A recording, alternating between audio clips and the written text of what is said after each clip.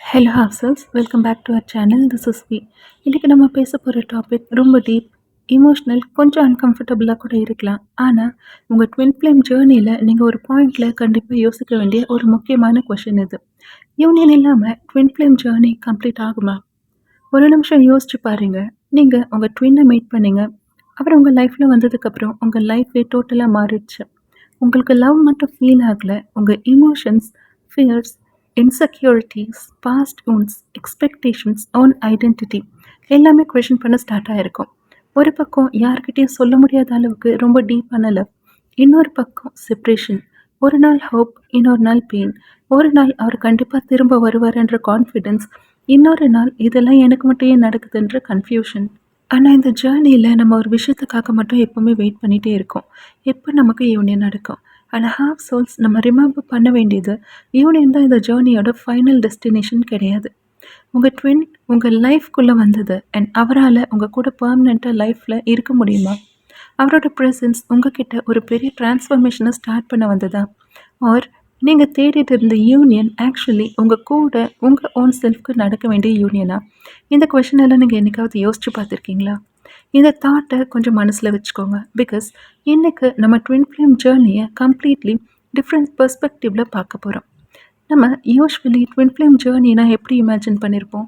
Meet பண்ணுவாங்க, ஒரு instant recognition, deep connection, strong attraction, separation, runner and chase phase, healing, surrender and finally reunion.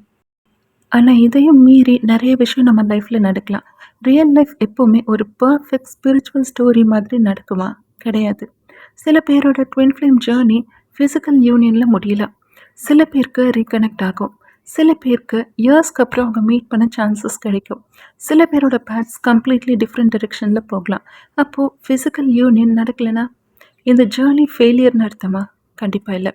Because கம்ப்ளீஷனும் யூனியனும் same meaning கிடையாது. யூனியன்னா ரெண்டு பேரோட physical togetherness இருக்கலாம். ஆனால் கம்ப்ளீஷன்னா உங்களுக்குள்ளே நடக்கிற ஒரு டிரான்ஸ்ஃபர்மேஷன். யூனியனுக்கு ரெண்டு பேர் வேணும். ஆனால் இன்னர் கம்ப்ளீஷனுக்கு நீங்கள் மட்டும் போதும். ஹாஃப் சோல்ஸ், ஒரு பர்சன் உங்கள் லைஃப்பில் வந்து உங்கள் டீப்பஸ்ட் ஊண்டை டச் பண்ணினா என்ன ஆகும்? நீங்கள் சடனாக யோசிக்க ஸ்டார்ட் பண்ணுவீங்க. எனக்கு இவ்வளோ அபேண்டன்மெண்ட் ஃபியர் எதுக்கு? அவங்க ரிப்ளை பண்ணலைன்னா எனக்கு ஏன் இவ்வளோ பெயின்? அவங்க அட்டென்ஷன் இல்லைன்னா நான் ஏன் இன்கம்ப்ளீட்டாக ஃபீல் பண்ணுறேன்? ஏன் நான் அவங்க பின்னாடி இப்படி சேஸ் பண்ணுறேன்? ஏன் நான் அவங்க சூஸ் பண்ண வேணும்னு இவ்வளோ டெஸ்பரேட்டாக இருக்கேன்? ஏன் நான் என்னோடய ஹாப்பினஸ்ஸை அவங்க கையில் கொடுத்துட்ருக்கேன்? இந்த கொஷின்ஸ் எல்லாம் அவங்க உங்கள் லைஃப்பில் வந்ததுக்கு முன்னாடியே உங்களுக்குள்ளே இருந்திருக்கலாம். ஆனால் நீங்கள் அதை பார்க்கல. அவர் வந்த பிறகு அந்த ஊன்ஸ் விசிபிளாக இருக்கும். அதெல்லாம் சர்ஃபேஸ் ஆக ஸ்டார்ட் ஆகிருக்கு. அதனால தான் சில ட்வின் ஃப்ளேம் கனெக்ஷன்ஸ் ரொம்ப இன்டென்ஸாக ஃபீல் ஆகுது. ஸோ அப்படி ஃபீல் ஆகிறதுனால தான் அங்கே ரன்னர் சேஸ் டைனமிக் ஸ்டார்ட் ஆகுது அண்ட் செப்ரேஷன் வருது. பிகாஸ் அவங்க உங்கள் ஹார்ட்டை மட்டும் டச் பண்ண மாட்டாங்க. உங்கள் ஹிடன் பார்ட்ஸை மிரர் பண்ணுவாங்க. உங்கள் fear, ego, insecurity, attachment, control, self worth, உங்கள் இன்னர் சைல்டு எல்லாமே சர்ஃபேஸ் ஆகும். ஸோ மேபி அந்த பர்சன் உங்கள் லைஃப்க்கு வந்தது உங்கள் லைஃப்பை கம்ப்ளீட் பண்ண இல்லை. உங்கள் லைஃப்பில் ஆல்ரெடி இன்கம்ப்ளீட்டாக இருந்த பார்ட்ஸை உங்களுக்கு ஷோ பண்ண. ஒரு மிரரை இமேஜின் பண்ணுங்கள். மிரர் நம்ம கூட நடக்காது, நம்ம பின்னாடி வராது, நம்ம கையை பிடிச்சிட்டு நான் உனக்காக இருக்கேன்னு சொல்லாது. அது ஜஸ்ட் நம்ம ரிஃப்ளெக்ஷனை காட்டும். அதே மாதிரி சில பீப்புள் நம்ம லைஃப்பில் மிரர் மாதிரி ஒர்க் பண்ணுவாங்க. அவங்க நமக்கு நம்ம பற்றி ஏதோ ஒரு விஷயத்தை மாற்ற ட்ரை பண்ணுவாங்க.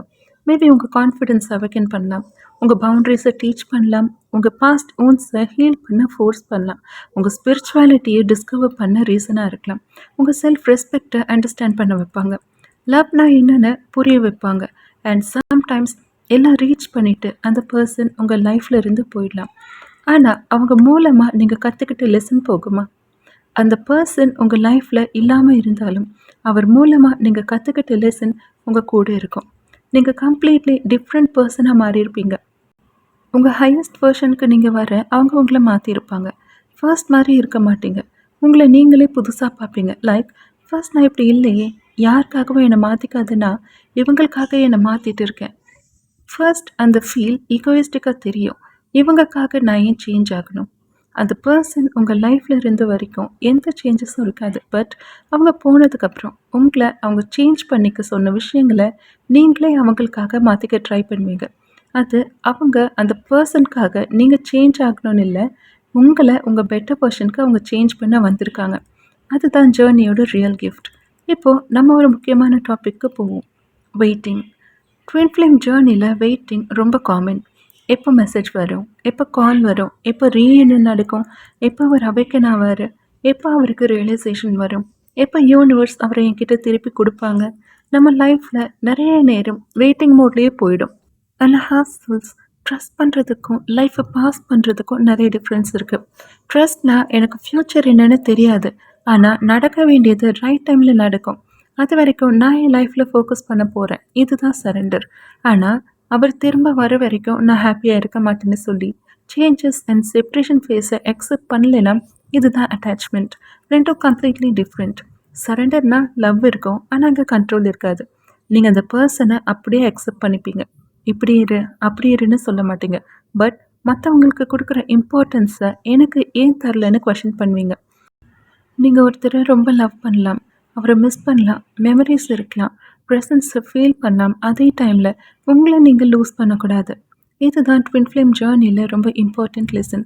லவ் பண்ணுங்கள், ஆனால் உங்களை அபேண்டன் பண்ணாதீங்க. கேர் பண்ணுங்கள், ஆனால் உங்களை நெக்லெக்ட் பண்ணாதீங்க.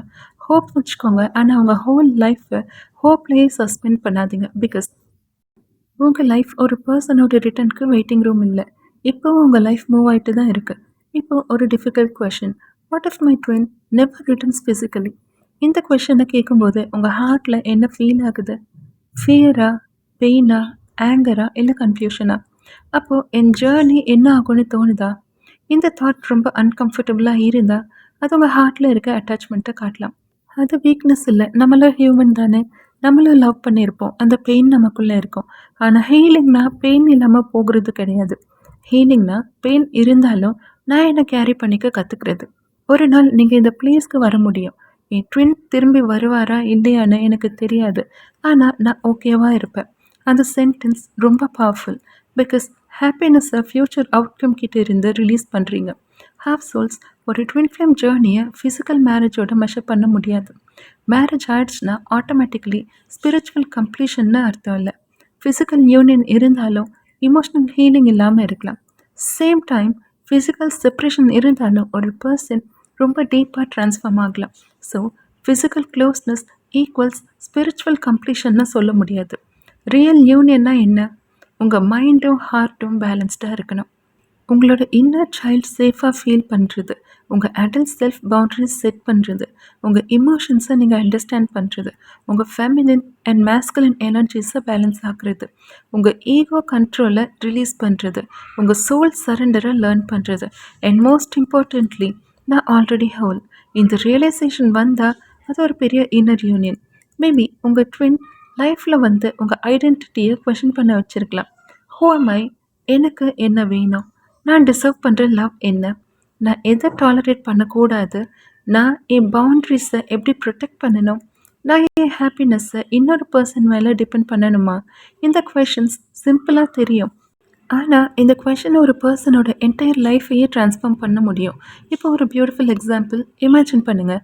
நீங்கள் ஒரு க்ளோஸ் டோர் முன்னாடி நிற்கிறீங்க.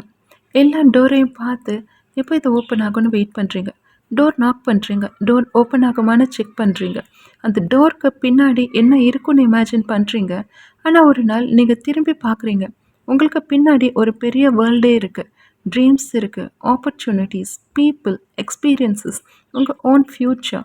அப்போது நீங்கள் ரியலைஸ் பண்ணுறீங்க, நான் இப்போ ஒரு நாள் இந்த டோரை மட்டும் பார்த்துட்டு என் பின்னாடி இருந்த என்டையர் வேர்ல்டை மிஸ் பண்ணிட்டேனேன்னு.